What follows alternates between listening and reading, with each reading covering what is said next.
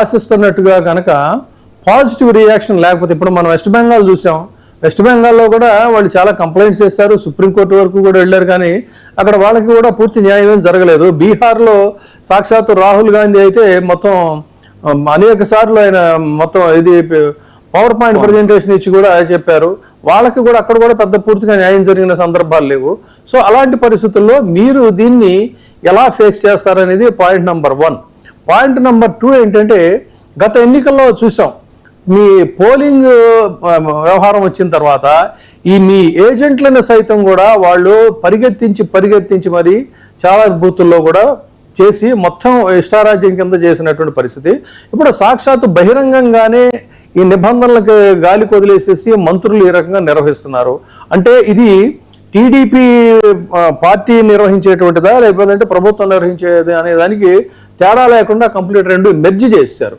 ఇది ఒకటండి. అన్నిటికంటే చాలా కీలకమైన పాయింట్ ఏంటంటే, ఇప్పుడు ఈ ఎలక్షన్ కమిషను ఈ పేర్లను వీటన్నిటిని తీసేయటంలో ఒక ఏఐని ఉపయోగిస్తూ ఉంది, ఆర్టిఫిషియల్ ఇంటెలిజెన్స్ ద్వారా ఈ పేర్ల తొలగింపు అనేటువంటి ప్రక్రియ చేపట్టినప్పుడు, ఫర్ ఎగ్జాంపుల్ ఇప్పుడు మీకు ఎలా ఉంటుందంటే, శారద అనే పేరు ఒకటి ఉందనుకోండి, SHARADA శారద ఉంటుంది, SARADA ఉంటుంది. ఏఐలో ఏమవుతుందంటే SHARADA కనెక్ట్ అవ్వకపోతే ఆ శారద పేరు లేపేసేస్తారు. అదేవిధంగా చాలా చోట్ల ఇప్పుడు వెంకటేశ్వరరావు ఇలాంటి నంబర్ ఆఫ్ ప్రొనౌన్సియేషన్స్ లో వచ్చేటువంటివి చాలా ఉన్నాయి. ఇవన్నీ కూడా చాలా ప్రమాదం అని చెప్పని ఏఐకి సంబంధించినటువంటిది అబ్జర్వేషన్స్ లో ఉన్నటువంటి వాళ్ళే చెప్తున్నారు. సో దీన్ని ఎలా మీరు ఓవర్కమ్ అవ్వాలనే దాని మీద ఏ విధంగా డిమాండ్ చేస్తారనేది ఒకటి. ఇంకొకటి అన్నిటికంటే మేజర్ పాయింట్ ఏంటంటే, అద్దె ఇళ్లలో ఉండేటువంటి వాళ్ళు, వలస కూలీలు, వృద్ధులు, ఈ పట్టణ బస్తీ ప్రజలు, అంటే మైగ్రేటెడ్ పీపుల్, ఒక రకంగా చెప్పాలంటే మైగ్రేటెడ్ పీపుల్కి సంబంధించి ఏమంటున్నారంటే, ఫలానా చోట ఓటు ఉంటే ఇంకో చోట కనుకంటే కేసు పెడతామని చెప్పి అంటున్నారు. ఇదంతా కూడా వాళ్ళకి ఏం తెలుస్తుంది, వాళ్ళ నాలెడ్జ్ అంతా ఈ దేశంలో వాళ్ళని ఎడ్యుకేట్ చేయాల్సినటువంటి పరిస్థితులు ఇంకా అట్లాగే ఉన్నాయి. దాని మీద చేస్తున్నారు. అంటే ఇవన్నీ ఏదో రకమైనటువంటి వంకలు పెట్టి వాళ్ళకు అనుకూలమైనటువంటి ఓట్లన్నింటినీ కూడా ముంచి మిగతా వాటిని తీసేయటం అనేది ప్రాతిపదికగా పెట్టుకున్నారనేది బలమైన ప్రచారం ప్రభాకర్ గారు లాంటి వాళ్ళు, పరకాల లాంటి వాళ్ళు చేస్తున్నటువంటి మాట. సో ఎలా మీరు మీ పార్టీ పరంగా మీరు దీన్ని ఎలా ఫేస్ చేయగలుగుతారు? తప్పకుండా సార్, ఇప్పుడు మీరు ఏదైతే చెప్పినారో అట్లాంటి ప్రమాదాలే అన్ని దగ్గరలో కూడా కనపడతా ఉన్నాయి. అయితే గట్టిగా అంటే వైఎస్ఆర్సీపీ క్యాడర్ కొంతవరకు, అంటే ఇంకా 3 సంవత్సరాలు అధికారం వాళ్ళ చేతుల్లో ఉంది, అయినా కూడా చాలా వరకు అంతా కూడా యాక్టివ్ గానే పనిచేస్తా ఉన్నాము. అంటే ఇంకా మనకి జూలై 14వ తేదీ దాకా ఉంది. ఏ రోజుకి ఆ రోజు ఎన్ని ఎన్యూమరేషన్ ఫామ్స్ ఇచ్చాము, ఎన్ని ఎన్యూమరేషన్ ఫామ్స్ తిరిగి తీసుకున్నాము, నెక్స్ట్ ఎన్ని అప్లోడ్ చేసినారు, ఈ 3 డేటాలని మేము కలెక్ట్ చేయడం జరుగుతూ ఉంది. ఎక్కడైతే మనకి ఇంకా ఎంతమంది బ్యాలెన్స్ ఉన్నారో వాళ్ళని మనం ఫాలో అప్ చేస్తున్నాం. మేము వైఎస్ఆర్సీపీ తరపున అయితే ఒకటే మేము అప్పీల్ చేస్తా ఉండేది అందరికీ కూడా, సార్ మా క్యాడర్ కూడా మేము ఒకటే చెప్పినాం, అది ఏ ఓట్లైనా కానివ్వండి, టీడీపీనా వైసీపీనా ఏది ఆలోచించద్దు, ప్రతి ఓటుని కూడా అర్హులైనటువంటి ప్రతి ఓటుని కూడా కాపాడుకోవాల్సిన అవసరం అయితే ఉంటుంది. ఎందుకంటే కానంటే సార్, ఇప్పుడుండే పరిస్థితుల్లో ఆంధ్ర రాష్ట్రంలో కానీ పరిసర రాష్ట్రాల్లో కూడా సంక్షేమ పథకాలు ఎక్కువ అయిపోయినాయి సార్. చాలా మందికి మనకి పేదవాళ్ళందరికీ కూడా, అర్హులైన వాళ్ళందరికీ కూడా ఇచ్చే పరిస్థితి ఉంటుంది. ఈ సంక్షేమ పథకాలు కనుక ఓటు హక్కే కనుక కోల్పోతే వారు ఎవరికి కూడా సంక్షేమ పథకాలు కూడా రావు. అంటే పెన్షన్స్ కావచ్చు, నెక్స్ట్ ఇంకా తల్లికి వందనం కావచ్చు, ఇట్లాంటివన్నీ కూడా వారు కోల్పోయేదానికి అవకాశం ఉంటుంది. అదొక పెద్ద ప్రమాదం. అంటే పక్కనుండే వాళ్ళు ఆ పథకాలు అందుకుంటా ఉన్నప్పుడు అర్హులైన వాటి వాళ్ళు వీరు కనుక ఆ పథకాలను కనుక కోల్పోతే జీవనం కూడా కష్టమయ్యే పరిస్థితి ఉంటుంది.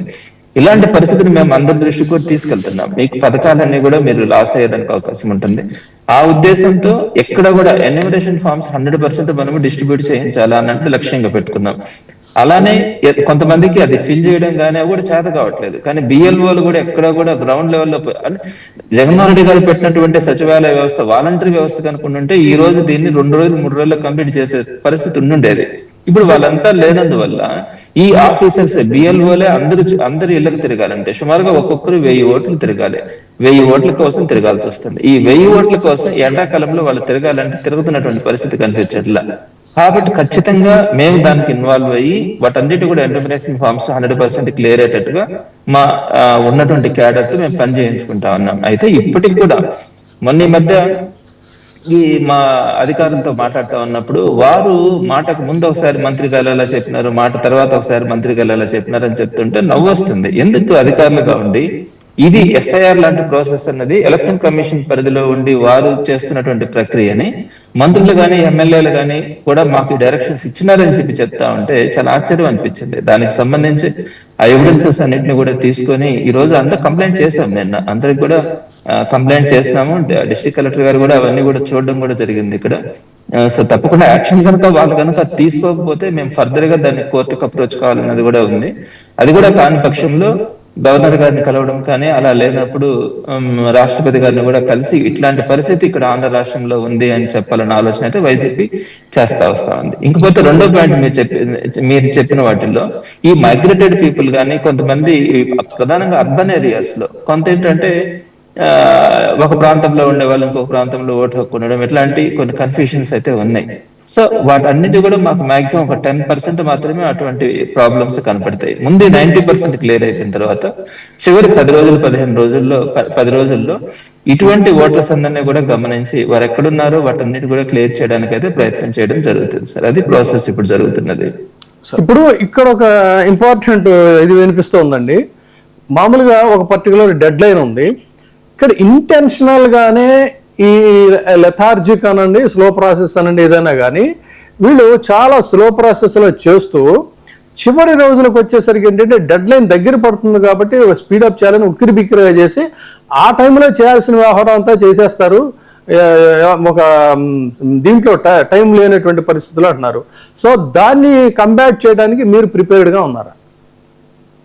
డెఫినెట్ గా సార్, మేము అనుకున్నది ఏంటంటే ఒక 10 రోజుల ముందుగానే ఈ ప్రాసెస్ అంతా కూడా కంప్లీట్ చేయించగలగాలి. ఏదో జూలై 14 మనకి డెడ్ లైన్ ఉంది కాబట్టి జూలై 5వ తేదీ కల్లా ఎన్యూమరేషన్ ఫార్మ్స్ అన్ని కూడా రిటర్న్ వచ్చే పరిస్థితిని మనము ప్రిపేర్డ్ గా ఉండాలా అన్న ఆలోచనతోనే బిఎల్ఏలు అందరికీ కూడా డైరెక్షన్స్ చేయడం జరిగింది సార్.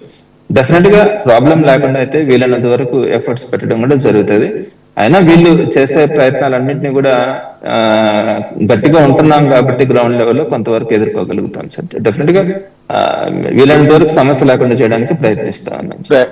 గత అనుభవాలను దృష్టిలో పెట్టుకొని పోలింగ్ టైంలో ఆ తర్వాత ఇప్పటికీ వినవస్తున్నటువంటి ఒక ప్రచారం, దానికి ఒక ప్రాపర్ ఎవిడెన్స్ లేనప్పటికీ కూడా చాలా మంది బలంగా విశ్వసిస్తున్నటువంటి ఎన్నికల ప్రక్రియ, వీటన్నిటి దృష్ట్యా అప్పటికంటే కూడా ఇప్పుడు కూటమి మరింత బలోపేతమైంది కాబట్టి రేపు రాబోయే ఎన్నికల్లో జరిగేటువంటి ఎలాంటి అవాంతరాలనైనా సవాళ్ళనైనా ఎదుర్కోవడానికి మీరు ప్రిపేర్డ్గా ఉన్నారా? ప్రిపేర్ అవ్వడం కోసం ఇంకా మీరు సమాయత్తం అవడానికి ఇంకా కొన్ని చర్యలు తీసుకోవాల్సిన అవసరం ఉందా పార్టీ?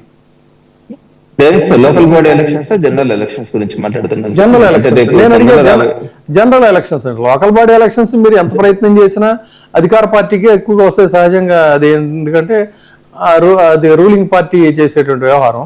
నేను అడిగేది జనరల్ ఎలక్షన్స్లో ఈ రకమైనటువంటి సవాళ్ళన్నిటినీ కూడా ఫేస్ చేయడానికి మీరు సిద్ధంగా ఈసారి గత అనుభవాలను దృష్టిలో పెట్టుకొని అవన్నీ రెక్టిఫై చేసుకుంటూ ఎలా ఫేస్ చేయాలనేదని సిద్ధంగా ఉందాం ఈ పార్టీ క్యాడరు, పార్టీ అధిష్టానం అంతా కూడా నియోజకవర్గాల వారీగా? సార్ వాస్తవంగా గతంలో 2000